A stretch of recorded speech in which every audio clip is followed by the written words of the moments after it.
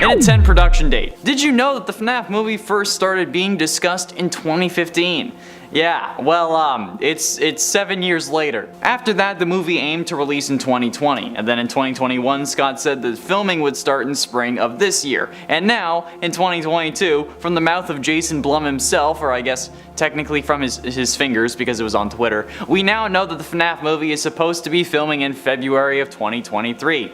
As to whether that's actually going to happen is honestly questionable, since I mean this is yet another time that we've been told something is going to get filmed, but we won't know if it's true until February of next year. But at least it's something to look forward to for the end of winter, since for some reason someone decided to put Christmas at the beginning of the coldest and most depressing time in the goddamn world. So maybe instead you can have this be something that we can all look forward to after the snow, at least if you're in this hemisphere. Cause like once Christmas is over, alright, the snow has no point to be here, okay, and I want it gone. So I'll be using the FNAF filming as a way to cope, basically. In a 9 script theme. Back in 2021, there was a whole Reddit post titled "Bad News About the FNAF Movie," which plenty of Redditors also decided to report for breaking Rule 9 of the FNAF subreddit, that rule being no misleading titles. And technically, they were right, since this was ultimately a joke post by Scott Cawthon, since the bad news was that they came up with a script, so they weren't making any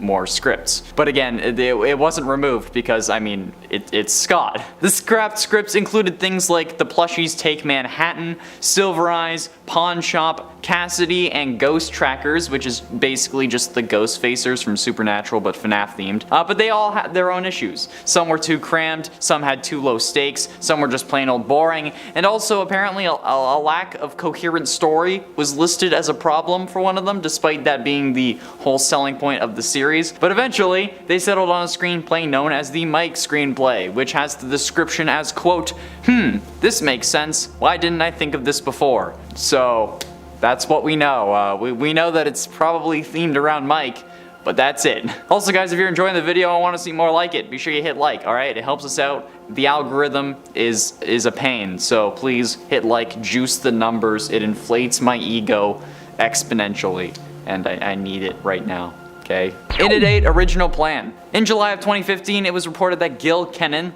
who's done The Poltergeist and Monster House, had made a deal with Warner Brothers to direct a Five Nights at Freddy's movie adaptation, since, you know, it was a year after the first release and it was immensely popular. In June of 2017, Kenan announced that his adaptation had been cancelled by Warner Brothers and that he was stepping down. And in early 2018, it was announced that Blumhouse Productions was set to make the movie with Chris Columbus, the one who worked on Harry Potter, Home Alone, and Mrs. Doubtfire, not the other one, as the director, and the project was aiming for a 2020 release date. But I mean, at this point, like I said, it's 2022 and they haven't even started filming. So I think it's fairly safe to say that while we knew the original plan, that's gone out the window. And then it's been laying on the I-95 being run over for the better part of 2 years now.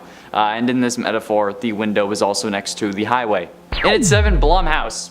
Like I just mentioned, the current company producing the movie, despite the original director having left, is Blumhouse Productions. Blumhouse is still producing, even though Chris Columbus isn't directing. And honestly, that's probably a good idea in general for Blumhouse, since Blumhouse is known for making incredible productions on smaller budgets, Paranormal Activity being the best example of this. But also with movies like Get Out, Split, The Purge, Insidious, and more under their belt, Blumhouse was honestly who should have had this movie from the beginning. Especially since I feel like this movie can give off a very, like, Saw vibe with the whole Springlock suits and all that jazz. Like, if the game scenario was made into a movie, instead of this being a separate entity, it would absolutely end up being a very Saw-like scenario. I can imagine, like, the phone guy saying things like, "The crank to those Springlocks is inside you," and not in a metaphorical way, it's literally in your leg. And then there's like a time for like an hour before the sprinklers come on, which we all know is a bad idea with Springlock suits and stuff. I don't know. I think it would be funny. That would be fun. Someone should do that as a fan film. And at 6, official casting. There was a lot of rumored casting for the FNAF movie a while back, alright? We even made a whole video about our favorite fan casts. However, about the official casting, alright, there is none. There has been no officially announced casting despite what Google might say. Google, when it brings up a cast list, doesn't actually use the movie, alright? It uses as many resources as it can to find the casting list, as an attempt to make sure it's right. This includes articles from before any official casting was announced though, meaning that currently, if you search up the FNAF movie cast, you're going to see it as if they have been cast, but this is all from articles, blog posts, and Reddit posts, and even more talking about what the community wants to see. So despite the fact that Willem Dafoe would make an incredible William Afton in my eyes, he hasn't actually been cast, I don't think, or at least officially announced. It's a culmination of the most popular actors that the fans want, at least currently on Google, which I mean maybe Blumhouse should look at before February, and also cast me in it, please, because that would be fun as hell. I want to do that. Halfway through into number 5, Wally's Wonderland. While it's technically not a FNAF movie thing, this is the kind of thing that I had to include on this list. I mean, come on. This movie starring Nicolas Cage was most definitely meant to be a FNAF movie before the FNAF movie could come out. Quote, a quiet drifter is tricked into a janitorial job at the now condemned Willy's Wonderland. The mundane task suddenly becomes an all-out fight for survival against wave after wave of demonic animatronics. Fists fly, kicks land, titans clash, and only one side will make it out alive. This is basically just the plot to a FNAF fan game, but in a movie form, alright? I even thought that the movie was called Wally's World, which was either the location from a fan game, or it just goes to show how memorable this movie is in comparison to FNAF. So this would honestly be hilarious if like Wally's Wonderland characters or Willy's, whatever it's called, ends up actually like in a FNAF game or at some point, or like mentioned in the FNAF movie. I don't know, that'd be funny. Hell, maybe this is like the movie that Scott's in FNAF universe counterpart ended up making because of the games he made in universe, you know? Like how Scott gets a FNAF movie in our world, maybe his game version did too. I don't know, I think that'd be hilarious if that's the case. And considering how FNAF is kind of leaking into our world, I don't know, it wouldn't be that far of a stretch. And a cameo or reference to like a clear store brand FNAF movie within the actual FNAF movie would be absolutely insane, and I would love it. I would pay money just to see that reference. And at 4, theories. We also know that there are tons and tons of theories about the movie, enough to make up at least 2 lists on this channel. However, we can't really be sure of which ones are correct until the movie releases, but I guess that's kind of the point of theories. But let's go over some of the current ones, alright? There's a theory that Jack Black will at least make a cameo, considering the viral TikTok of the beloved actor singing the Living Tombstone song. I mean, like the lyrics he sings are even Five Nights at Freddy's, that's where I wanna be. So to not let him be in Five Nights at Freddy's would just be a sin in my eyes, alright? Theories about the rating of the movie are also up in the air, positing that it could be something closer to rated R, considering how now most fans of the series are above the age of 18. Like, even looking at our statistics on previous FNAF videos, only 10% of the total viewers were between 13 and 17, and the other 90% was 18 and up. And the 10% could still be closer to 17 than 13, alright? However, if even Black Adam is going to end up dropping its rating, I'm pretty sure that for the sake of the brand, the FNAF movie is probably going to be PG-13 and maybe 14A at most, but most likely PG-13. And what I think is my personal favorite theory, the Scott Cawthon will reprise his role as the phone guy should the role be in the movie theory. I don't know, okay? We don't know much about the script that's being produced, but if it does have a phone guy, hopefully it will most likely be Scott, okay? And hopefully we'll get like a brief shot of him on the phone to get the fans cheering in the theater, because we'll all know that it's Scott. So, I don't know, that'd be fun. Getting close to the end, into number 3, Mike. Based on what we know, thanks to Scott's Reddit post from last year, we know that the Mike screenplay, as Scott called it, is the script that they're actually using for the movie. Or at least, the one that they were going to be using for the movie as of 2021.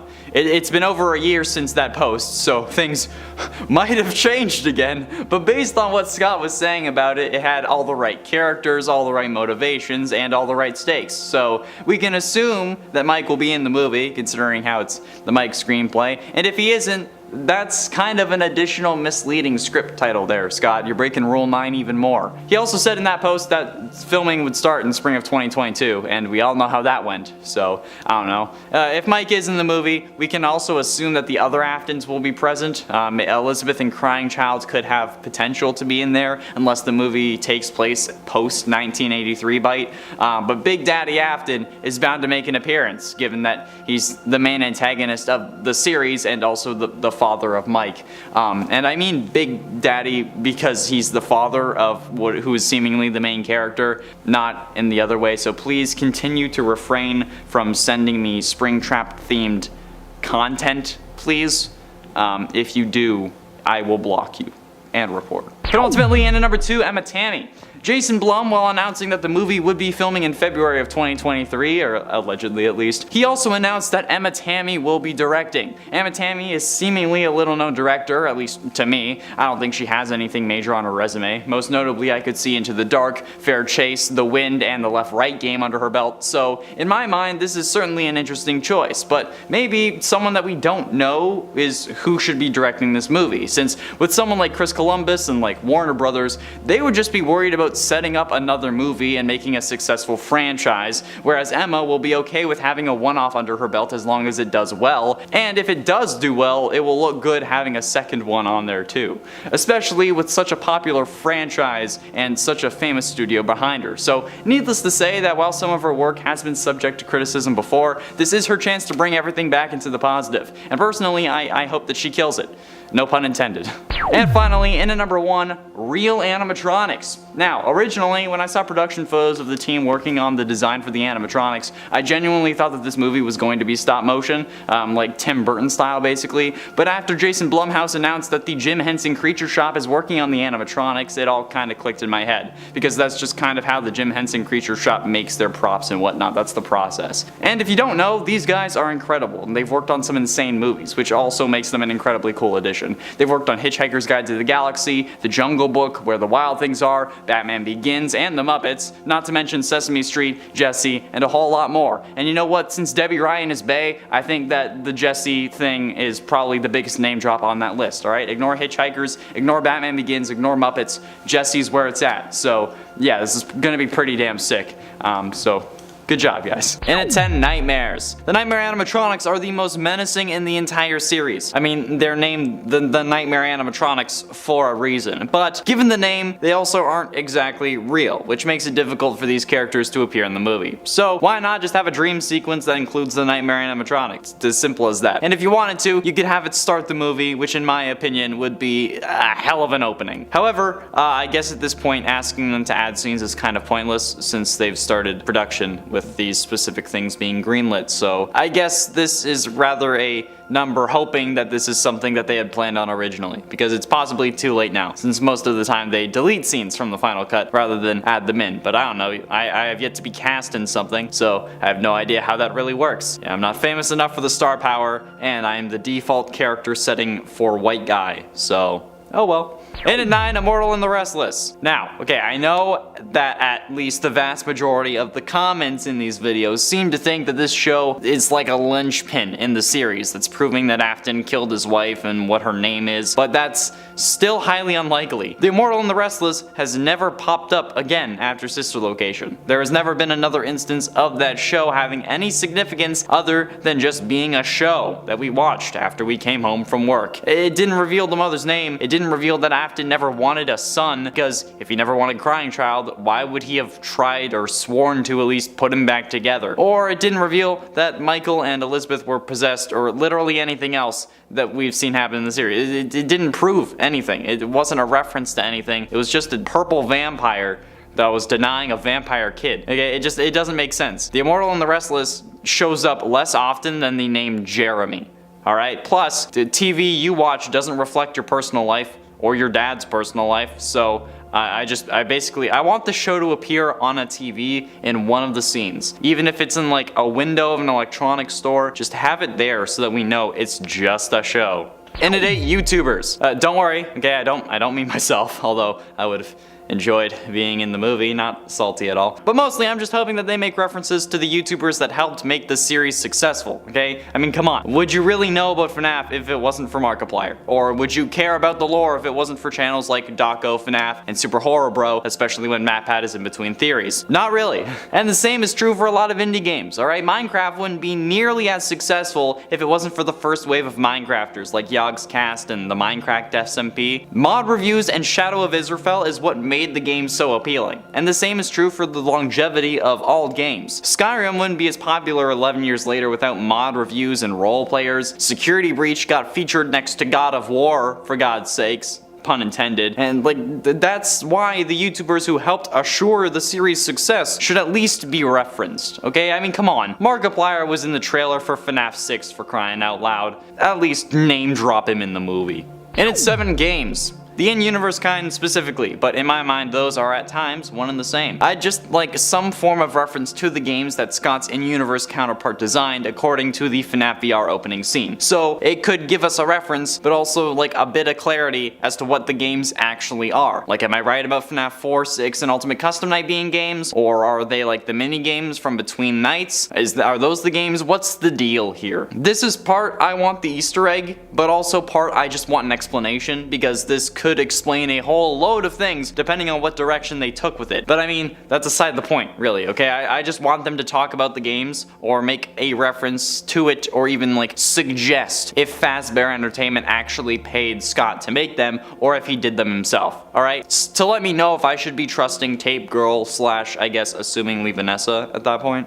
And at 6, Scrap Trap. This is along the lines as well as like wanting a game reference, because Scrap Trap is like the most annoying wild card that Scott has ever thrown in. And that's saying something. Like, how do you go from Spring Trap to the exaggerated and cartoonish design of Scrap Trap, and then back to Burn Trap, who is too close to Spring Trap for it to make sense? It doesn't. It's certainly weird, but it's also something that they could easily explain in the movie. But even if they didn't explain it, even like calling something a scrap trap, or like a discarded Springlock suit a trap of scrap or something, it would be enough to make the fans giggle. But my preferred Easter eggs are also explanations, because there's so much that we have to guess about it, that at this point, what we think we know about the series is built off guesses. And even if they're educated guesses that are built on facts that we know, we can't be sure about it unless Scott confirms it, and that's why it's so difficult to figure things out. Scott designed it this way so that he wouldn't be locked into like a story or rules that he set, because he didn't set them. We did. So make a decision this time, Scott, please, for my own sanity. Halfway through into number 5, game theory. Okay, now, I know I said earlier on, like, YouTubers should be referenced like Markiplier, okay? But game theory itself is such a huge influence on the game's success that it deserves its own mention, okay? Something more than, like, the possible FNAF video game cameo montage a la Free Guy, but I think, like, the show of game theory specifically should have its own reference as, like, a crime podcast or an online conspiracy guy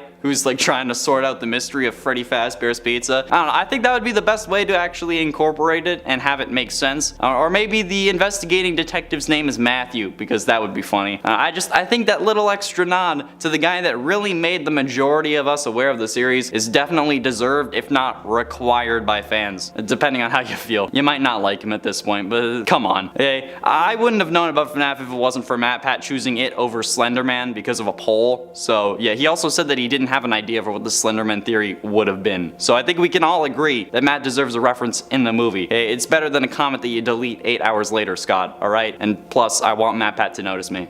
And at 4, Shaggy. This is purely because I think William Afton making a Scooby-Doo reference would be hilarious, okay? Obviously, I don't think it will happen, because it would probably ruin the tone of the movie, but movies or shows referencing an actor's previous work is not a new or unheard of thing. There's entire compilations of series referencing previous movies and shows that their actors starred in, with things like the Arrowverse talking about Victor Garber and the Titanic, or Brandon Ruth returning as Superman. But also, Supernatural had a whole episode where Jared and Jensen played Sam and Dean in a world where Supernatural was a TV show. So they played their characters playing themselves and had to act as those characters acting in an episode as if they were themselves. You get me?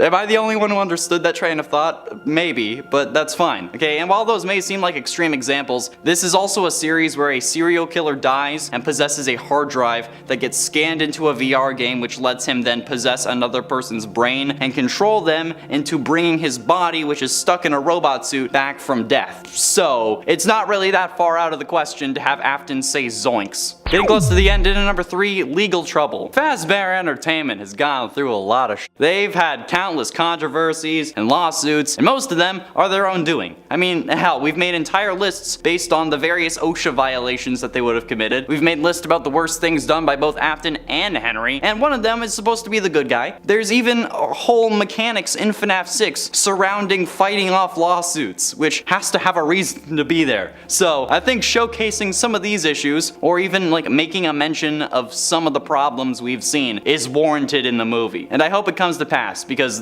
this would certainly be an interesting like mini plot, or even just like a way to figure out how William skirted these issues and managed to stay out of jail. Come on, you can't tell me you're not the least bit curious about how he was able to not get discovered, especially when his partner was onto him, and so suspicious in fact that he upped the security for his daughter. I mean, not effectively, but like I've ranted about that previously, so I won't go into it again. But ultimately, at number 2, Fazbear Frights. No, I'm not talking about the FNAF 3 location. That's Fazbear's Fright, although I understand the confusion. It's basic FNAF. I'm talking about how and I'm pretty sure plenty of you, at least, want references to the various events found throughout the Fazbear Frights books. You know, the ones with like the 3 stories each about different events happening surrounding the restaurants and characters without really being confirmed or denied as canon. Yeah, those. Like even some minor things, that like what happened to the kid who put on Bellora's glasses and danced with me, okay? What about the time-traveling ball pit? That seems so important and like it would change everything, since the game coming out after that had a ball pit in it and then nothing came of it. Yeah, are we gonna see Oscar pop his head out of one in the movie and then like instantly disappear? Because that would be an insane reference. That would actually make me go nuts in the theater. And I just remembered that I'm actually going to have to see this.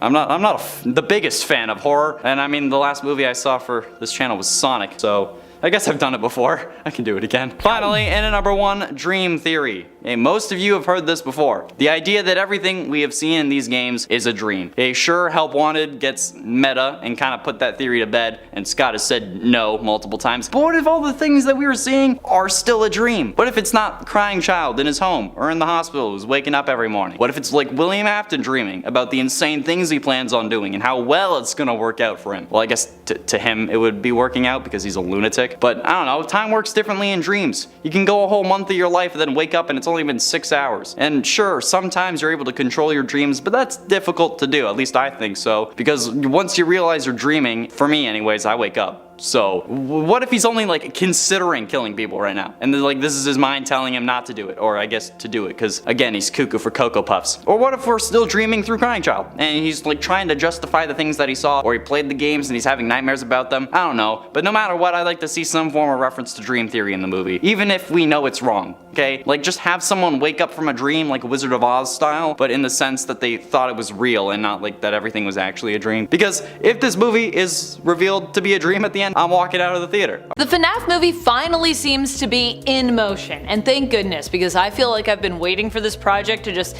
get off the ground for, well, honestly, it feels like my whole life. Welcome back, my fellow gamers. It is I, Amanda, here to count down with you the top 10 scary FNAF locations we want to see in the FNAF movie. What do you think is the scariest location you've ever encountered in a game, and why did it scare you? Number 10, Freddy Fazbear's Mega Pizzaplex. Mega Pizzaplex. If there is anywhere that I want to go, it's there. In person or in the film. Or in the films, if there are more. I hope there are more. Why is the Mega Pizzaplex awesome? It's massive, it's neon, there'd be so much to see and do, and there is something to fear pretty much around every corner there. Which is what makes it so terrifying while also being so wondrous at the same time. Now, do I think this location will appear in the first film? Honestly, no, probably not. But can I dream that it will? Do I want it to appear? Most certainly I can, and I do, and no one can stop me. I feel like the Pizzaplex is also featured in basically the game that has the most clearly defined plot, which I mean, yeah, there's still much to be desired there, but at the same time Security Breach had a more clearly defined narrative and journey than any of the other games in terms of having a protagonist who had a clear name and a clearly defined purpose, that we understood both those things. We didn't have to be like, who is this? Why are they here? What are they doing? What's the real meaning? Sure, Gregory's backstory is a bit of a mystery and nonsensical at this point, but hey, we knew what we were objectively doing and why we were doing it. At least that part mostly made sense. And friends, before we move on to our next spot on this list, if you love what we do here at Top 10 Gaming, and if you love FNAF, guess what? We have tons of FNAF content for you. We have playlists, you can click them, you can learn more about FNAF and look at the old theories that we had that were right and wrong. We have both of them. Number 9. Roxy's Raceway. Roxy's Raceway is definitely a place I'd like to visit. I personally think it is one of the most terrifying locations in all of the games. But definitely in terms of security breach. I think it's just because of that disturbing encounter that we have with Roxy and the fact that you kind of need to remove her head in order to continue on your journey to upgrading Freddy because you need her eyes. I don't know. I just think Roxy is one of the scariest animatronics from the Mega Pizzaplex. Well, maybe after Monty. The two could really be tied when you think about it for me. I mean, Monty has, kind of that rage, but Roxy, I don't know if she has a really creepy voice to me. I'm not really sure what it is. She just creeps me out. Is it just me that thinks she has a creepy voice or anyone else feeling that? I also feel like she's faster than the other animatronics, though I know that's probably not true. They're probably all the same speed. I think she just makes me want to run away more, you know what I mean? And that's not saying that she isn't without reason to love for those Roxy fans among you out there, but at the end of the day, she is still an animatronic who could kill you, and for that reason, her and her raceway are still terrifying to me. Number 8. West Arcade. Possibly the most terrifying sequence in Security Breach has to be the West Arcade, and I think that's an area from that game we'd all like to see brought to life in the films at some point. I'm saying films because I'm already assuming that Five Nights at Freddy's will be a smash hit, a box office success, and will turn into not just a successful game and book franchise, but also into a successful film franchise as well. I mean, I know eventually we're going to have to see something like the epic sprawl that is the Mega Pizzaplex, and I am here for that, especially if it involves the terrifying feeling we all got when running from DJ Music Man, and later returning to find him weirdly chill and just kinda DJing afterwards. I mean, it's probably one of the most frightening sequences in this game, and I want to see how they bring this massive animatronic to life and potentially that whole sequence to life, whenever they get around to it, of course. Although, how cool would it be if we got a teaser for the Mega Pizzaplex at the end of the first film? I mean, that'd be pretty cool. We'd kind of be jumping ahead of ourselves, but I'd be fine with it. Also, who says the plot of, the movies has to match the plot of the games? It doesn't have to be the same order or anything. Number 7. Freddy Fazbear's Pizza. This is the main location featured in the first Five Nights at Freddy's games, and also the one that I think many of us are expecting to see in the movies. Honestly, it would make sense. The first game started with this location, so you would think that the first movie would follow suit. It just seems like a logical place to start, at the beginning. Although as we later learned, this isn't quite the beginning of the FNAF story, since prior incidents which are explored in games that were released after the first one explain more of how Freddy's came to be and the origin story of the location and somewhat of its creators, William Afton and Henry Emily. Still, this is where it all started with that first game, so I have to assume we'll be seeing this location come to life first. Although when the movie takes place in regards to Freddy Fazbear's Pizza's history, it should be a very interesting revelation for us. The first game takes place when this location has mostly fallen into disrepair and neglect and is likely less popular than it once was, due to all the negative press surrounding it. It also seems to take place at a time when obviously William Afton isn't really there, and we know William Afton's in this movie, so I don't know. Seeing the location at the height of its popularity instead would be pretty interesting. Number 6. Pirate Cove. Pirate Cove is a scary area, I suppose, but mainly I just want to see what is behind the curtain. Have we ever seen that? I don't think we've ever seen that. If we've ever seen that somewhere, let me know, because I want to see that. Also, Foxy is there, so I want Pirate Cove to be in the film because it means we'll likely get to see one of my all-time favorite animatronics, Classic Foxy. I love Foxy, and after Security Breach, while I love Monty and Roxy as animatronic additions, I gotta say I still miss Foxy and Bonnie. Sorry Bonnie, you're great too. Pirate Cove is only ever seen in the games from the outside. We see closed purple curtains decorated with stars that are firmly closed. When Foxy begins to emerge, if you don't check on him often enough, we then see his hooked hand appear and he'll peek out at us on the camera before eventually sprinting towards the office to accost the player. Or as many once theorized, to check on you and give you a big hug, because Foxy for a while was believed to be the only nice animatronic really that we had. Of course, course, that was all debunked, but us Foxy fans can still dream of one day befriending this pirate fox. Number 5. Backstage. Backstage is one of the creepiest areas in that first game for me. It's an area where the animatronics and animatronic parts are held. If the animatronics break down during the day, this is one of the areas where employees could come to sort of fix them up.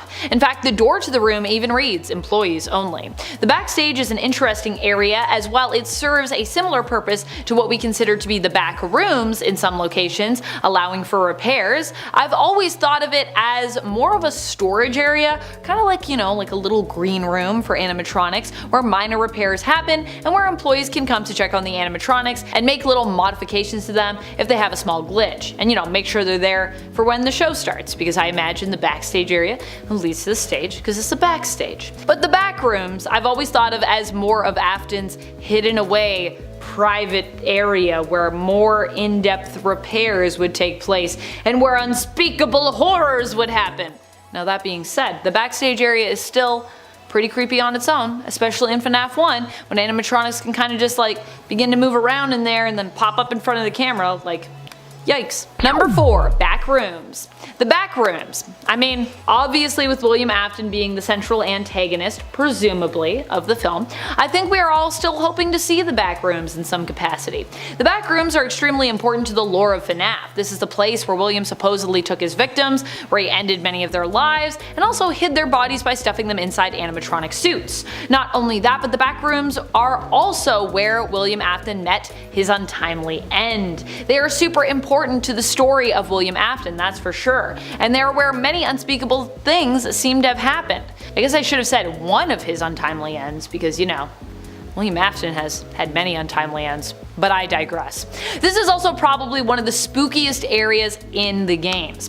Phone Guy alludes to this area, and it seems as though he also meets his untimely end there as well, based on the recordings that we hear. Number 3. Circus Baby's Entertainment and Rental. Sister location is obviously one of my favorite locations among the 5 Nights at Freddy's franchise. It's one of my favorite games. It's just, I don't know, it's one of the creepiest ones for me, and I also like how we don't really know whose side some of the animatronics are on or who we can trust here. Can we trust anyone? There's more of a sense of isolation as well from the real world that I think is really eerie, because we kind of have to go down an elevator to even get there, and then we gotta crawl around in the vents to even get in.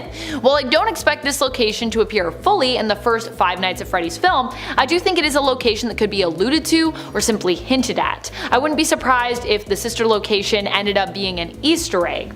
I just think that Circus Baby's Entertainment and Rental is one of those locations where it's very easy to feel a horror movie could be set there. The whole sister location game feels the most like a horror movie plot to me. A workplace where things go from weird to weirder, where there are secrets around every corner, you don't really know who to trust, and where everyday situations are overshadowed by a sense of dread. Menial tasks, or seemingly menial tasks, become life or death, and yet you keep being pulled, being called back to this place for some reason. This holding center for animatronics that feels inescapable, both for the protagonist and seemingly for the antagonists themselves. I love haunted house films, and the sister location, while very different, kind of gives off those vibes to me. Number 2. Scooping Room. Possibly one of the most terrifying places in all of the games to have ever appeared, and I would say even in all of the books. This place is pretty creepy. The Scooping Room is in essence the place where we go when we realize,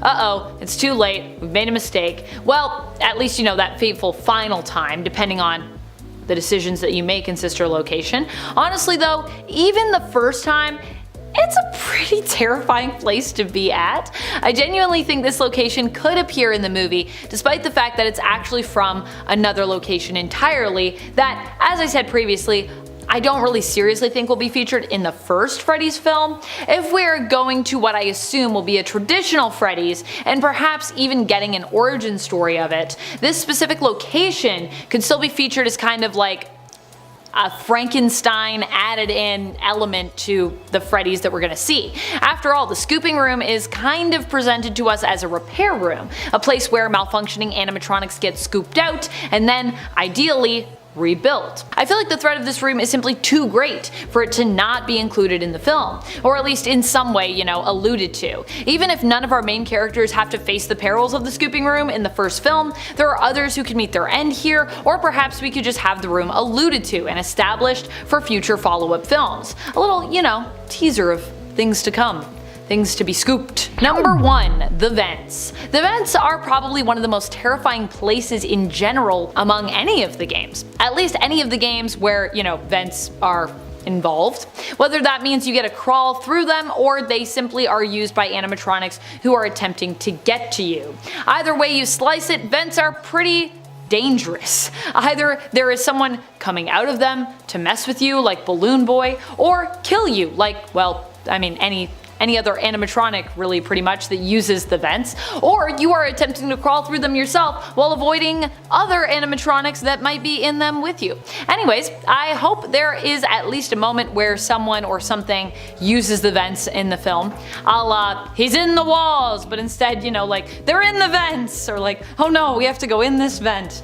Oh, vents. There's creepy. I would never crawl through a vent myself. Thank you so much for watching. I can't wait to see this movie when it comes out and what direction it decides to take when it comes to our film's plot. Number 10. Scott Cawthon. One of the biggest theories that I think most people are still hoping for, even given the controversy that surrounded the game's creator, is that Scott Cawthon himself will appear in the film. At least, hopefully his voice will. Many people have theorized and are hoping that Scott will appear as the phone guy. Some fans have even said that casting anyone else would be a disgrace, a travesty, because Scott honestly just nails it as phone guy and is basically irreplaceable to them. I feel like there are other performers who could also do a good job in that role, but I agree that Scott's portrayal has pretty much become iconic, so not having him in the role if phone guy does appear would be disappointing. I too hope we get to hear that familiar voice in the film. Hello, hello! And friends, before we move on to this next spot on this list, if you love what we do here at Top 10 Gaming, and if you love it when we do FNAF content, be sure to let us know by clicking that like button. Number 9. FNAF 1. Some have theorized that the Five Nights at Freddy's film will start at the beginning with the plot of the first game being the focus of this film. The first game had us in the role of the nighttime security guard and confined to one space, the office, where each night began with a phone call from the previous security guard that we're taking over for, the phone guy, who in his last days, likely his literal last days, even alive, recorded messages to help us learn our new role and stay safe. I don't think this one will be quite as literal of an adaptation if we get it, but I could see us getting the plot of a new security guard coming in who starts to notice strange things happening at the pizzeria that end up leading him to make a bloody discovery. However, I'm not sure if this will be Michael or not and what role the kids in the film might play. Will they simply become victims, or will they possibly defy their in-game fate with the new security guard teaming up to help save them?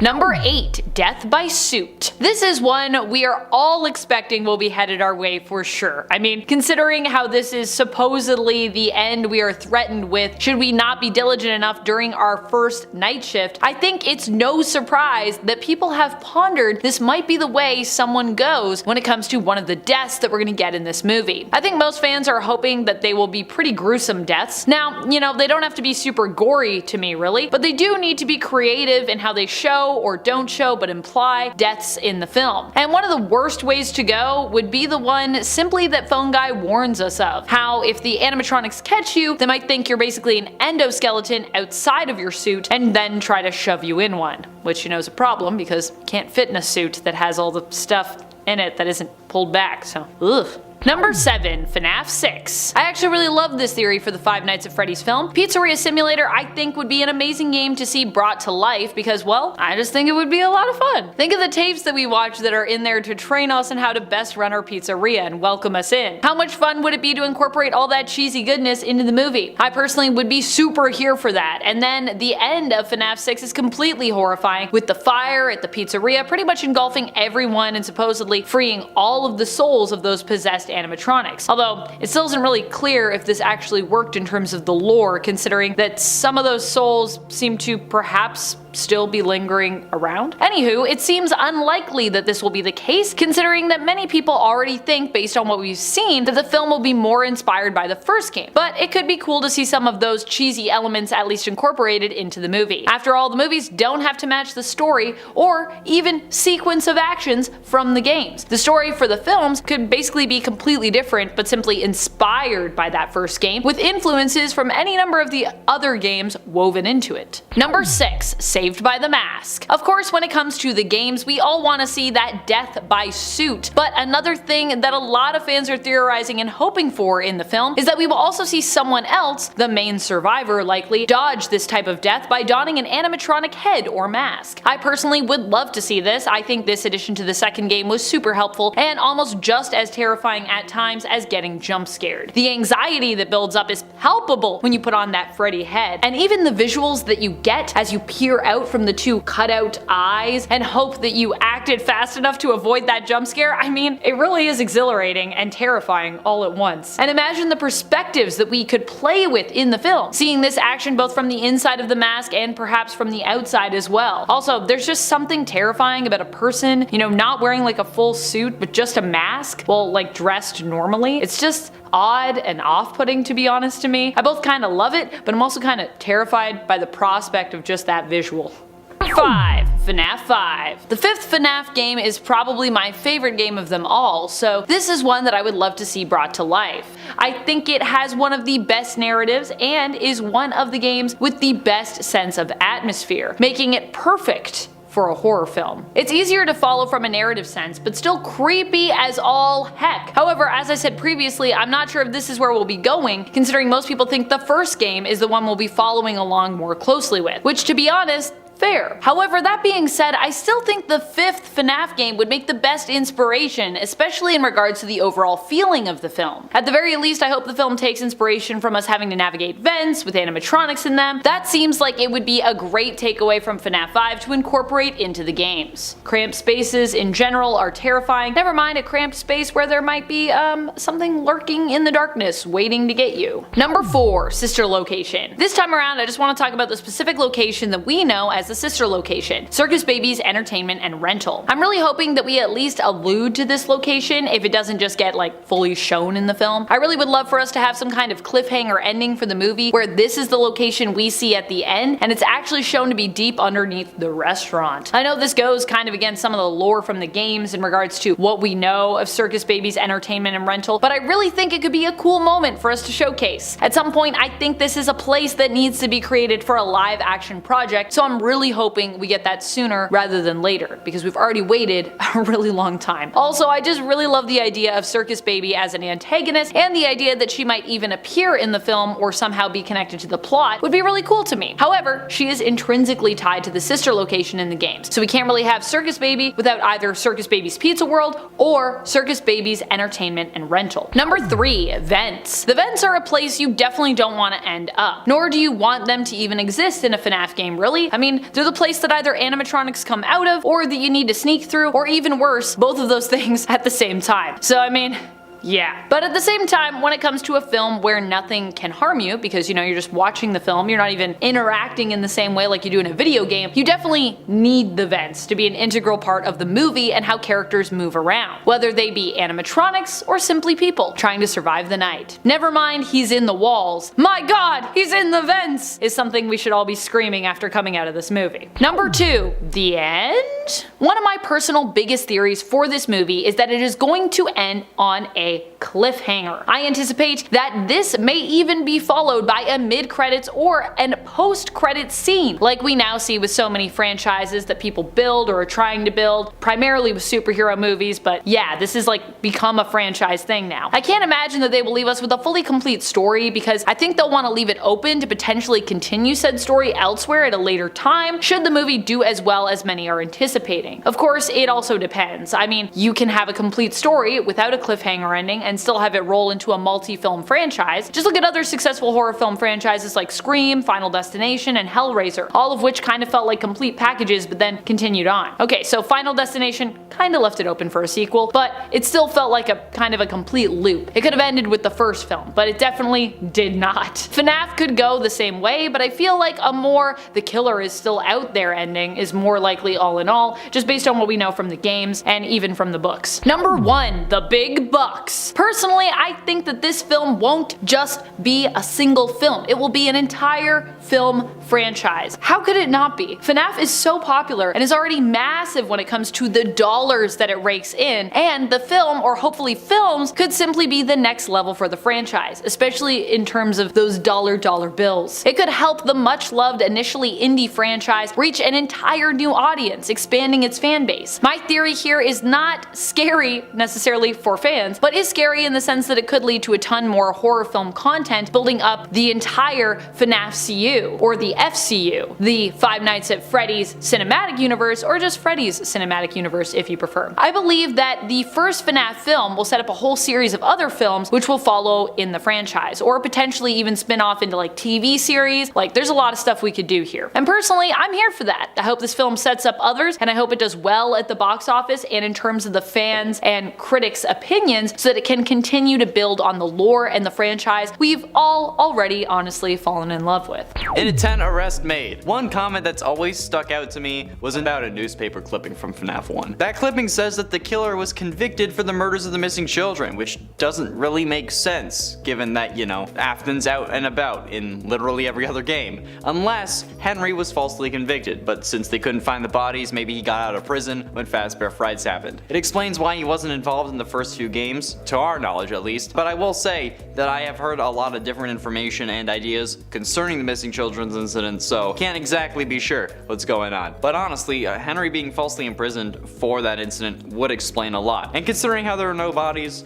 there might not be much forensic evidence, so the case would rely on circumstantial, and it could have dragged on for a while, depending on how dedicated the state was to prosecuting him. Until 1993, when Fazbear Frights opened. Look, okay, 30 years is a long time for new information to come to light, and I originally thought that we would have to ignore that newspaper, but maybe the movie can explain what happened. Or even it just like starts with Henry getting arrested. In at 9, Golden Freddy. While I may believe that Golden Freddy is merely a hallucination that Michael sees while being possessed by his younger brother, many believe that Crying Child possesses Golden Freddy. Some even think that Crying Child and Cassidy share the animatronic, which would be impossible if Cassidy is supposed to be possessing William, and given everything we know about possession in the games, that just kind of negates the other possibility. But if you believe that Golden Freddy is a physical animatronic possessed by Crying Child, you'll find out in the movie, because if there's no physical one, then I feel like it's kind of confirmed, alright? Plus, I don't think that Crying Child would attack his brother. If we want to say that Crying Child wouldn't be angry at his father, then I don't know why he would be mad at his brother for, you know, assuming that an animatronic won't crush his skull, because it makes sense, and especially not after all this time, because remember,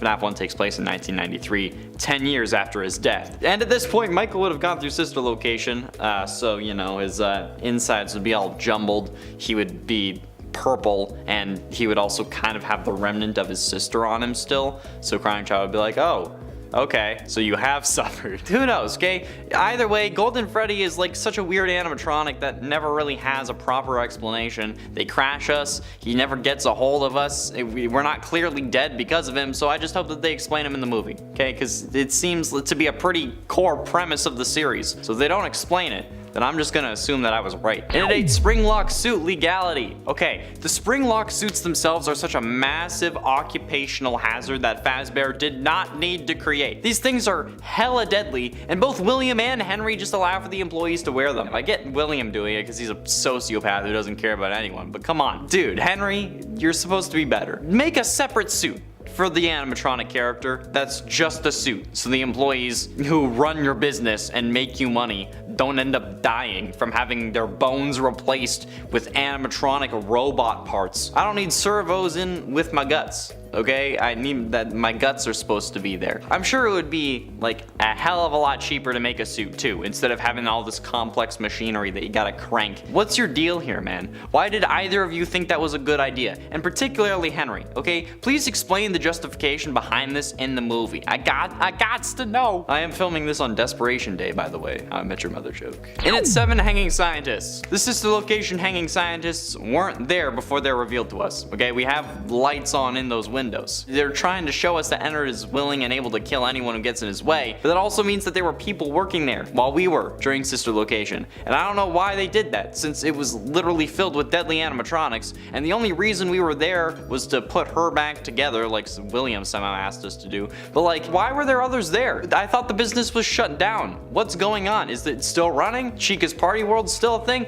I don't know, man. It's weird, okay? But hey, I'm not here to judge how a fictional serial killer runs their fictional business. Actually, yes. I am. That's become the whole point of this channel now. Why would they have showed us these bodies if they also needed us to escape? Wouldn't we have just noped the hell out of there? I would. I don't care what my dad told me to do. If they're like, oh hey, by the way, I've killed 2 people, I'm leaving. And considering how this was called the Mike screenplay when Scott was talking about it on Reddit a couple of years ago, I hope that we get the answers to this question, because it doesn't make sense to me. And it's 6 roaming animatronics. Okay, straight up, the whole roaming animatronics thing from FNAF 1 is such BS, and I can't even fathom why they thought that it would be required. That's not how servos work, okay? But whatever. Fazbear Entertainment, you do you. You can deal with OSHA, especially when they're walking around and you know that they're hostile. Phone guy warns us that they might shove us into a suit if they see us because we look like a naked endoskeleton, which is already BS, okay? And we know that because they ignore the endo in the storage room. But like, why would you make this a part of their coding? Why would you let them roam around if they're gonna try to shove me in with robot parts? Do they look at every human they see as a naked endo? And if they do, then how are people actually showing up and not leaving in body bags, okay? God, it's only the first game. Like, for f***'s sake, people. You can't just like try and be a normal company for once, or maybe even just like have like the slightest hint about why anyone would be cool with this, okay? Or maybe why nobody ever reported Fazbear Inc. to like the labor board or something, even if it's like just an explanation that they got tried to but got killed before they could. Come on, put it in the movie, please. Halfway through to number 5, Brave Volunteer. I'm calling it out again because while he might have had issues killing Afton somehow for whatever goddamn reason, Henry just seems fine offing his son when he gets the chance. I mean, in both of the fires that Henry set, FNAF 3 and FNAF 6, Michael was there both times. And sure, Michael might have set the FNAF 3 fire, but if Henry set the FNAF 6 one, it would make sense that he also set the FNAF 3 one. And he also didn't seem to care that Michael was in the building the first time. He also doesn't give Michael the opportunity to exit in FNAF 6, despite there having been a way out plan. Quote from the final speech in Henry's words, "And to you, my brave volunteer, who somehow found this job listing not intended for you. Although there was a way out plan for you, I have a feeling that's not what you want. I have a feeling you are right where you want to be." No, I'm not. I want to live.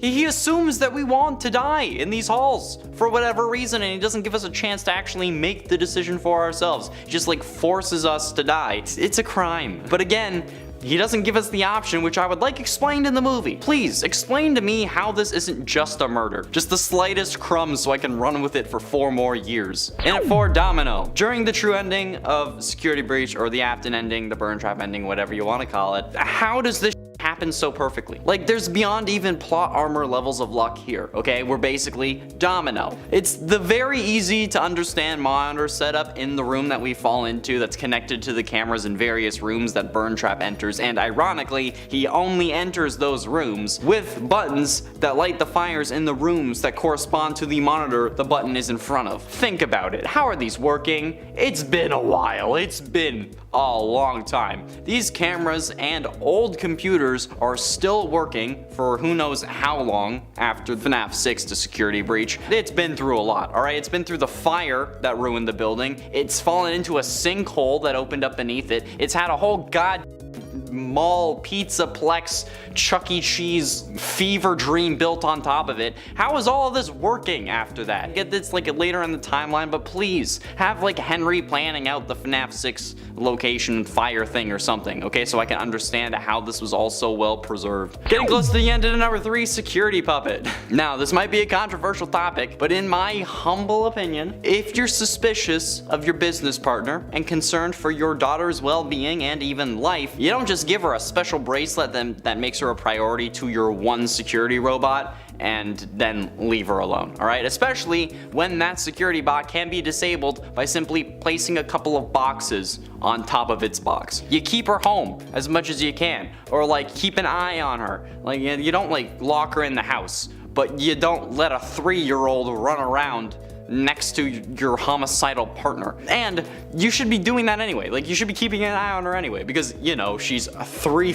years old. You don't give her a bracelet then let her run amongst the big kids at a pizza place where she's locked outside and then killed. No. Okay, how did she even get locked outside? How is that possible? How could that even happen? She can't reach the doorknob, for God's sakes. Neglectful. You're neglectful, okay? Henry puts a green bracelet on his 3-year-old and says, yeah, that's enough, I'm good, and then neglects her, hoping that the green bracelet's going to be enough. Bro, what the hell? Especially when the man that you think is going to hurt her is the one who built the goddamn animatronics in the first place, and then knows exactly how to disable them when the time comes. Think things through for once. This is also in the right time frame for the movie as well, so please, explain what Henry was thinking when he just left his daughter alone with a serial after giving a new slap bracelet. But ultimately, in at number 2, Scrap Trap. Also, what happened to Scrap Trap between games to cause such significant changes in his design? Sure, he was burnt in FNAF 3, kind of, but we also see him alive and well in Sister Location's ending cutscene, not damaged or barely damaged. So where did all this additional changes come from? His head gets larger, his feet get larger. I genuinely don't know how that would make any sense. Okay, we know that it's the same person. It's not someone new thanks to Ultimate Custom Night. In a previous video, I talked about how FNAF 4 is a game made by Scott Cawthon's in-universe version, and then that would thus mean that any character appearing in Ultimate Custom Night would also be fake. I hope you get what I mean. If you haven't, check out the video. I explain it way better there. I'm not going crazy. It makes me think that Springtrap is probably less than real. He's probably fake. He's faker than Glitchtrap, of all things. And you know what? It explains the discrepancy between Springtrap to Scrap Trap and then Burn Trap, and then I just want an explanation in the movie, okay? I'm rambling. Let's move on. And finally, in at number 1, evil programming. Have you ever thought about why these animatronics are attacking you? Like, really? Because, like, sure, it's because we look like William and the animatronics are possessed and they're trying to get revenge or whatever, but if I was possessing something and going after the guy that I thought killed me, I'd get pretty steamed if he kept shutting a door in my face every time I got close to enacting my revenge. But if that kept happening, do you know what I would do? I wouldn't do the same thing. I would change things up. I would go down a different path. I'd break in through the back window. But nobody does that in FNAF 1. Bonnie, Chica, Freddy, they all stick to their same paths every time that they come after us, which makes me think that they aren't doing it because they want revenge. They're doing it because they have to. No, repeated patterns and inability to adapt might work with my brain, but it doesn't work with possessed animatronics. No, it's their programming. They're doing what they're told. They're following the same route every time. That's what code does. Angry spirits possessing robots would be adapting, even if they're kids. They've been possessing them long enough in 1993. So, I don't know, maybe to make this a possible point of interest in the movie, please. In at 10, the box. What's in the box? The FNAF 4 box has, like the Bite of 87, been a pain in the ass for all FNAF fans, and those who try to explain things have been struggling for a while to explain what could be inside this infamous box. However, FNAF 6 might have given us an answer that we were looking for with its simple final speech. In Henry's final speech from the true ending of the game, the layout of the FNAF 6 pizzeria is oddly similar to the layout of the FNAF 6 building, and the stories from Candy Cadet talking about 5 things becoming one thing and then getting put in a box makes sense with this as well. 5 animatronics, however you want to count it, Baby, Scrap Baby, Molten Freddy, the puppet, Lefty, or Molten Freddy as most of them, however you want to work it, even if you include your character, 5 things are becoming one fire. Yeah, they all go up in smoke, and that's Freddy Fazbear's Pizza. While William might have escaped, maybe that's what the box is supposed to represent. You know, the box being the reality that William is able to escape all the time. Who knows, really? I don't, but you know what? Hopefully we will after this goddamn movie, because this is one of the biggest mysteries of the series, so it would be nice if you were to explain it. And at 9, the Bite of 87. The survival logbook makes an appearance on yet another list, because it still makes me mad to this day. This time, either solidifying or making the bite of 87 even more confusing. The bite of 87 being the mysterious incident where someone, presumably Jeremy from FNAF 2, gets his frontal lobe bitten off by an animatronic. We thought that we had the animatronic who did it pinned as Mangle, but then Ultimate Custom Night comes along and then proposed that maybe it was Toy Chica, with the voice line of "Where's my beak?" lodged in your forehead, of course. What the hell else could that mean? However, I think the logbook actually tries to give us more of an answer as to who done did it. On page 35, the book asks you some would you rather questions about if you were trapped under a desk for a week or surrounded by baby-themed animatronics, but the last question it asks you is whether you would rather lose a frontal lobe or an arm. Every other question makes sense, aside from this one, at least in that situation. But if you go to page 87, you see a couple of animatronic cage matches where you're determining the winner and why they would win. On page 86, this happens as well, but both animatronics up for debate are in this section, but Mangle is the only one that we think could have done it that appears on page 87, and they're clearly set up to win because they're being pitted against Balloon Boy. I mean, it's a freaking fox versus a baby. How do you think that's gonna go? Chica is also presented in this section, but she's on page 86 against Freddy, which is a much more fair matchup. Maybe this is Scott trying to correct us from what we thought we learned in Ultimate Custom Night, or maybe it's just another coincidence or a diversion, but it doesn't matter as long as they let us know who did it in the FNAF movie. Please, if you omit this key moment from the series in this movie, I'm going to sue you. Speaking of which, in lawsuits. Yeah, I've mentioned these lawsuits quite a bit on another list, but there was good reason for it, okay? Lawsuit number 4 in FNAF 6, well, I mean like number 4 at least if you go by the fandom wiki gallery order, but civil suit number 365422879 has their first complaint as, quote, a young boy suffered severe mental trauma because of the defendant Fazbear Entertainment Inc.'s ice-cold indifference to the health and well-being of the human population, which, I mean, while true, we all know it's true, wouldn't actually be valid on a lawsuit. You can't describe the company as cold-hearted or say that they didn't care about the health and well-being of the human population. That's slander, or libel, depending on how you want to pursue it. But as it would pertain to the facts of the case itself, they have no information as to what is in the brains of others. It's like how you can't use what someone else has said to you as evidence, you know, objection hearsay. But in this case, it doesn't seem like Fazbear actually has fault in this incident. The ground gave way beneath the boy and he got trapped in basically a mini sinkhole, something that would have been near impossible to calculate and actually comes back to bite Fazbear Entertainment in the ass when, you know, the sinkhole happens in security breach. But it's also noted on the suit that Fazbear Entertainment lowered him pizza and party favors while they were waiting for emergency services. Okay, come on, that's doing their part. What are they gonna do? Pull this kid out of a sinkhole? And also, all this kid ended up developing from this was a fear of the dark and a fear of anchovies, both of which I had as a kid, and I'm not suing anyone. So I want to see them explore lawsuits like this in the movie. I want to see William in court. Come on, put him up against Mike Ross. And it's 7 Coffee. In FNAF VR Help Wanted, you can see multiple animatronics, but one of the most interesting is probably the coolest hidden secret animatronic in the series ever, and yeah, there's secret animatronics. Coffee is actually not even an animatronic in the FNAF series. It's from another one of Scott's games, which failed, like every other game before FNAF unfortunately, but at least FNAF was successful. So, you know, he's gonna make references. This one is one of them. The game from which Coffee hails is called Desolate Hope, and in that game Coffee is an autonomous service robot designed to tend to the needs of the nearby humans. It's a sentient coffee machine that actually makes coffee. Welcome to Yog Labs. Coffee can be seen in FNAF 3 in VR if you reload the level enough times. He will at some point randomly be sitting on your desk. You can't really interact with him, and he won't actually make you coffee, which sucks because, you know, when I'm freaking out because a 60-year-old dude is trapped in an animatronic coming after me at 2 a.m.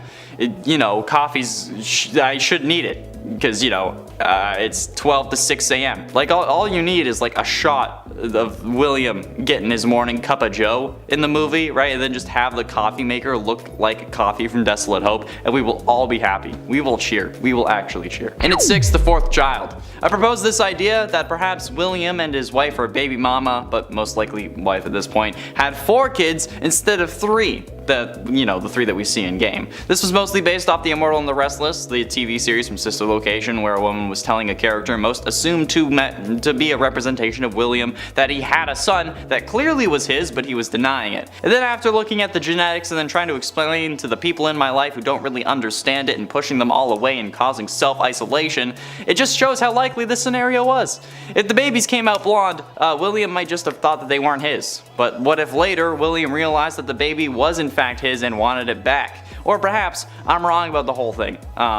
I don't know. At least I wasn't sure until a comment from YouTube user Saber Sapphire on Tiny Details Part 7 actually gave me a little bit of info. I think we can all agree that Ballora is an allegory for Mrs. Afton, alright? William made the robot as a way to cope. And we can also agree that she's supposed to be a mother figure to the mini Renas. And that's what got us all thinking that she was meant to be a mother in the first place, aside from her song. Well, Saber pointed out that the number of mini Renas that Ballora has is 4. Okay, Ballora has 4 children, and if she's meant to represent the mother of the Afton kids, this detail could solidify this theory even more. And maybe that's where Vanessa comes from. Alright? Explore it in the movie. Give me some like Jane the Virgin drama where Afton has a 4th kid. Come on. How about doing a number 5 Secret Panther? No, partner. How about doing a number 5 Secret Partner? Glitchtrap is an odd character, okay? They're supposed to be an accidental addition to FNAF VR, but they somehow are able to interact with the environment and alter aspects of the game. That's not an accident, okay? I've always questioned why Glitchtrap is able to move the curtain in the final scene and then put us in the Freddy suit, but how is he able to do that if he's supposed to be a spirit? Well, he can't, alright? That's not it. And any being must obey the laws of the form they inhabit, or whatever it says in it, chapter 2. So, how is he able to move things like a curtain when I can't move them in game, alright? Simple. He wasn't an accident. He was a glitch, but he was intentional. He was meant to be there, obviously. That's why Vanny's working on getting him out, or ends up getting him out, or whatever it is. He was meant to be there, okay? Glitchtrap was an intentional feature of FNAF VR, which makes me think, who else is working for him? Because at this point, Vanny wouldn't have been possessed or under his control. So yeah, I hope they explore that in the FNAF movie, or at least like introduce a character that is clearly meant to be this mysterious third party. And at 4, Hiding Spot. I really hope this movie answers this question properly, because I swear to the Dark Lord Cthulhu this should not have been possible. William should in no way have gotten away with putting the missing children's victims in the animatronics like we're led to believe. The smell of rotting bodies would ruin everything. The decomp would speed up because the animatronics are moving around. I don't know how many times I've said this at this point, okay? They're in front of people every single day. People started complaining that they were leaking blood and mucus and that they were smelling like death. There's no way that if William getting away wasn't important to the story, he wouldn't have been caught. Come on. It was also pointed out to me that Foxy has holes in his body, alright? So if there was a kid that was in there, you'd be able to see it. You'd be able to high-five little Timmy as you're walking by Foxy and he's putting on a show, but then you're like, wait a second, that's a body. So, yes, while originally maybe we were like led to believe that I have to put the bodies in the animatronics, it's basically impossible. So, I hope they explain what actually happened in the movie. Getting close to the end, and at number 3, 1985 keypad. The security panel code of 1985 from Sister Location revealing images of like the FNAF 4 house isn't a new thing. We've known it for ages, but and many are using this to confirm the events of this game taking place in 1985, or actually trying to confirm FNAF 4 taking place in 1985. But this begs the question, where did these rooms come from? If this confirms the events of the game taking place in 1985, why are the houses we play in during the 8-bit and then the main gameplay so different? I mean, it could be an illusion since we know that the animatronics are, because you know it's a brain coma thing. But like, if that was the case, how would the cameras be seeing this? Okay, and if these are 2 different houses, why? Why? What does that mean for the series overall? Like, come on. Hell, where's the parents' bedroom in the 8-bit house, okay? Is it like that locked door? But like, is that the room? And even if it is, where's the plush trap hall? This is one thing that's always bothered me about this game, and I know, okay, like of all things, this is gonna bother me? Yes. Okay, because as far as I'm concerned, FNAF 4 is a video game in their universe, so those cameras can't be legit, unless it was just meant to illustrate that they would be in the same house or something. But ultimately, in number 2, explosive ending. William dies, okay, at the end of Man in Room 1280, not before that. The 3rd story of the 5th Fazbear Frights book, and he does so quite extravagantly, exploding into a pile of mush right before a pastor's eyes. But how is that possible? possible. How could William just explode? It's not something you really think about, but I have quite the explanation because I just want it to happen. William knew about possession, and he knew how it happened. He knew that the agony required to do such a thing was excruciating because, you know, his daughter got scooped, his son got crunched. So what if he just wanted to ensure that he would suffer extreme agony by injecting or installing some form of explosive device within him that, when triggered, if like in the vicinity of like a Fazbear warehouse or something, would just boom, boom, instantly. Alright? I mean, it would mean that he couldn't fly anywhere, but he doesn't really need to fly anywhere. He has everything he needs. So yeah, this guy was mental, possibly injecting himself with Remnant, which is molten soul metal, in order to stay alive. So yeah, this isn't out of the question. So if the movies want to get closer to where the games are, with the next 2 movies that Matthew Lillard's contract has actually confirmed, then I don't know, maybe we could get a security breach movie if they do this. So do it. I want to see Shaggy as William Afton explode. And finally, in at number 1, back together. I'll put you back together. That's it. That's the number. I want this explained. Okay? Is Crying Child a robot? Just tell me. Tell me.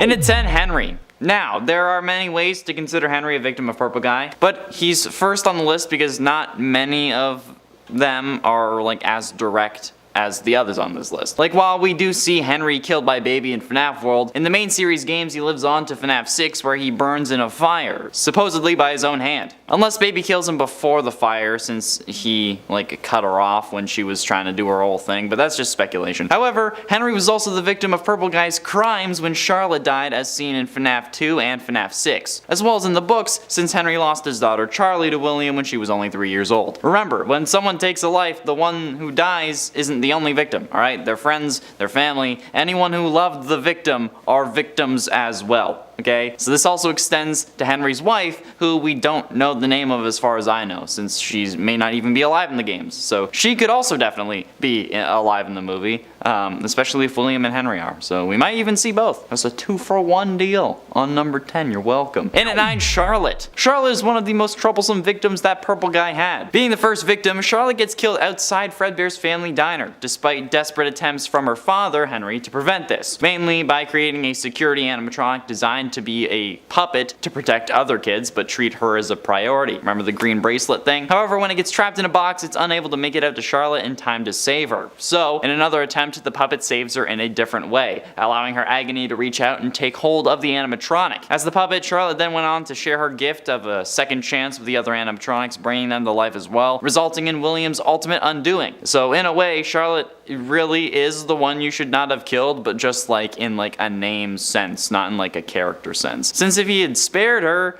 maybe none of the other animatronics would have been alive and he wouldn't have gotten killed or springlocked or whatever. And also, if you want to stay up to date on the FNAF movie news, be sure you hit subscribe, because as soon as we actually find out something concrete, and that wouldn't be like a 30-second video, you'll know. And at 8, Cassidy. Cassidy is probably who you expected to be number 1 on this list. The generally assumed one you should not have killed, the missing children's victim who went on to possess Golden Freddy, at least if you believe Golden Freddy to be an actual animatronic and not a hallucination. Cassidy is described in the novels as a young girl with long black hair, which also is the description of the only human to appear as a picture in the FNAF survival logbook, or security logbook, depending on if you read the crossed out name or not. I call it both. The name Cassidy was also discovered in this book when a theorist going by username DPowerful1 took wrong or highlighted numbers from various pages and put them into the word search as coordinates, in essence, which has got to be the most complicated name drop in history, okay? Like, we dig through source code, we put like audio files through spectrograms, we put them on reverse and speed them up and trying to find clues, but this was even too much for this series, okay? Like, I don't know why you had to go make things so complicated,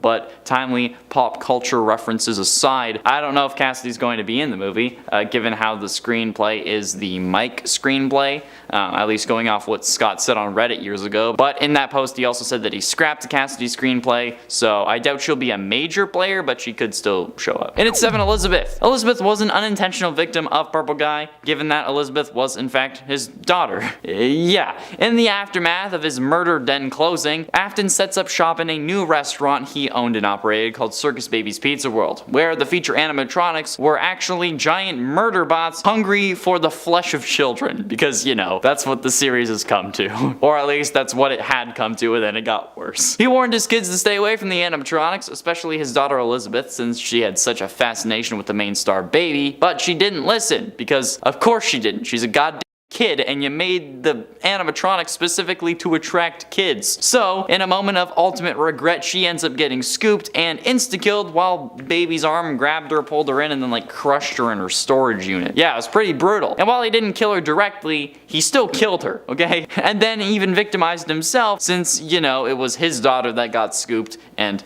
the friends and family of the victim are also victims. This then leads him to discover his passion, but then this leads him to discover possession and agony and like the remnant metal thing. So yeah, I don't know how he knows that it was agony that did the possessing, but this then completely changes his motive. So it's a pivotal death in the Purple Guy chronology, so hopefully it'll be in the movie. And at 6, Gabriel. Gabriel was one of the original 5 missing children from the first ever incident that we learn about in the games. We believe his soul is passed into the Freddy animatronic based on the gravestone ending and the placement of the FNAF 3 heads. Gabriel, though, hasn't really ever gotten much of a description, aside from a brief mention in the books. But that description could also be referencing Jeremy, and based on Crying Child from FNAF 4's 8-bit minigames, it could also be him. So there's not really much validity to it, but I mean, I don't know, he could still show up. I wonder how Gabriel feels about being the mascot of the company, in essence, which is kind of weird. Like, he's not getting paid for it. And with over 25 versions of the character being present throughout all of the games, I originally had a theory that we played as someone named Gabriel in FNAF VR, since we ended up getting stuffed into a Freddy animatronic at the end of the game. But yeah, then I thought that Gregory from Security Breach was going to be a Gabriel comparison, because like, you know, whole hiding in Freddy thing, Gabriel's in Freddy, but then he turned into Crying Child. So who knows? I don't know. Maybe that's who Grant Freely is playing, since it's a supporting character in the movie. Maybe that, I don't know. Halfway through into number 5, Fritz. Fritz is also one of the original 5 missing children, being the victim who possesses everyone's favorite animatronic, Foxy. Well, everyone else's favorite. My favorite's still Toy Chica specifically, because that one's not possessed. I guess in a way though, it was meant to be, given that both of their names start with F and are shorter than the other names. It kind of worked out way too perfectly in that sense. The others actually have similar names to their animatronics as well. Gabriel has the same amount of letters as Fazbear, Jeremy has the same amount of letters as Bonnie, Susie and Chica have the same amount of letters too. I don't know, it's freaking weird, man. But not much else is known about Fritz, and that's why I'm saying all this jargon. It's to extend the runtime of the video. There originally was a theory that Fritz was going to be a good guy who wanted to help the player in FNAF 1, but that was debunked in Ultimate Custom Night during an April Fool's update where Foxy's mechanics were changed to instead block one of the doors, and then this was also like said to be a joke by Scott, and he also added other mechanics like having Phone Guy and Springtrap connected, referencing the Phone Guy's Purple Guy theory and all that. But considering how Asher Colton Spence has been officially cast in the FNAF movie, I honestly, my first thought when I saw that kid was that he looked like a Fritz. Okay, his name is Asher, but he looks like Fritz. Orange hair for like the most orange animatronic, it makes sense to me. Okay, tell me, look at this kid and tell me that he doesn't look like a Fritz. He certainly looks more like a Fritz than a Gabriel or a Jeremy. Alright, speaking of which, in it for Jeremy. As I've said in multiple videos, Jeremy is the biggest fucking troll name in FNAF history, being used for 3 separate characters, none of them being connected, and only 2 of them are actually direct victims of William Afton. Jeremy is the name of one of the original missing children, and as I said earlier, goes on to possess Bonnie. And the other Jeremy is a playtester for the Freddy Fazbear virtual experience. The one who was testing the game before Tape Girl, who ends up finding Glitch Trap and then goes insane. And by going insane, I mean like genuinely ends up having a psychotic break. Jeremy ends up cutting off his own face, which is interesting given that the Withered Bonnie animatronic as seen in FNAF 2 is also missing its face. Huh. I don't know. It's interesting because Withered Bonnie is the animatronic possessed by the missing children's incident Jeremy, and then another Jeremy ended up cutting off his face. Now, I don't think it means anything, or maybe if it was intended or just a coincidence, but knowing the series, I'm worried that the smallest detail can have the biggest consequences. Hopefully, they can explain the recurring name in the movie so that we can all just like take a breather and have that load off of our backs, but I don't know. I can't look at people with the name Jeremy the same way anymore. There's a Jeremy in the office. I can't look him in the eye. Straight up. I can't look anyone in the eye, but that's the social anxiety. Getting close to the end of number 3, Casey. Casey is the main character in a Fazbear Fright story that I don't think we've talked about much in detail. I might have mentioned the story here and there, but I don't think there's ever been like a whole number on it, except for like one time where I've talked about roughly the same concept. Casey appears in the Fazbear Fright story Dance With Me from Step Closer, the 4th Fazbear Frights book. She ends up stealing some glasses that when worn either reveal or display a Ballora animatronic dancing. Honestly, this is the first character that I put on the list and the reason that I really wanted this list to happen, since the entire story revolves around how she was almost a victim of Ballora. Now, don't get me wrong, the story is very unclear in this regard, but it's generally assumed that the ending does imply that the little girl who gets the glasses back got snatched by Ballora, who spent the entire story slowly getting closer to Casey every time she put on the glasses. She returns the glasses to the woman who owned them, and then when her daughter puts them on, she starts dancing. And knowing the series, I highly doubt that it's because she's excited to see a 7-foot-tall Ballora animatronic dancing right in front of her. Casey was very nearly caught by Ballora, instead having a little girl take her place, so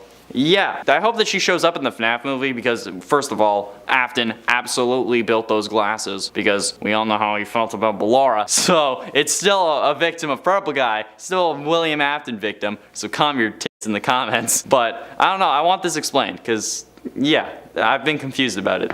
But ultimately, in number 2, Susie. Susie was the first to die in the missing children's incident, which is pretty horrifying when you think about it, but also kind of liberating if you think about it in another way. Horrifying because, like, you get killed out of nowhere and that sucks bad, but also liberating because while yes, you're dead, you're also dead. And you don't really have to worry about anything else, okay? I suppose not in this case, since they go on to possess the animatronics, but like, they don't have to worry about anything in their future, right? Just getting revenge, that's their only purpose. And honestly, that kind of sounds like the life. Not having to pay rent, and just doing everything in your power to stop a serial killer, that's like my kind of vacation. But I digress. Being the first to die is a pretty serious thing. We know that she was the first thanks to Withered Chica's voice line in Ultimate Custom Night. Keep in mind that the Withered animatronics are the original ones, after being decommissioned when the restaurant closes prior to FNAF 2, since FNAF 2 is still a prequel and the first games in the it's a whole lot. But the withered animatronics are the ones we see in FNAF 1. And considering how the chairs and like the clapper boards seen in the BTS photos say bad cupcake, Susie is a very likely appearance in the movie, possibly even a focal point. So yeah, maybe this is a love story between Mike and Toy Chica, so I can vicariously live through him. And finally, in number 1, Crying Child.